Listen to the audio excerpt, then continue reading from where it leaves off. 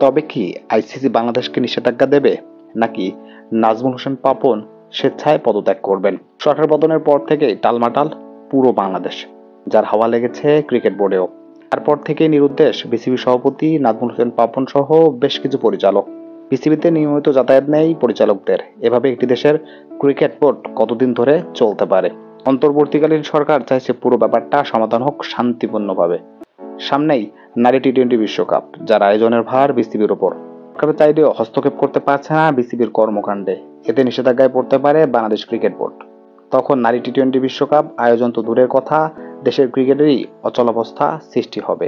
এখন যদি বিসিবি সভাপতি ও পরিচালকরা ব্যাপারটার সমাধান না করেন, তবে বিশ্ব দরবারে বাংলাদেশের ভাবমূর্তি ক্ষুণ্ণ হবে, যা কোনোভাবেই চাইবে না নতুন সরকার। এখন প্রশ্ন হচ্ছে, বিসিবি সভাপতি কি স্বেচ্ছায় অবসরে যাবেন, নাকি দেশের ক্রিকেটের 12টা বাজাবেন? কোটি দর্শক সমর্থকের একটাই চাওয়া, বিসিবি সভাপতি দায়িত্ব পালন করুক, নয়তোবা স্বেচ্ছায় অবসরে গিয়ে দেশের ক্রিকেটটাকে বাঁচিয়ে রাখুক।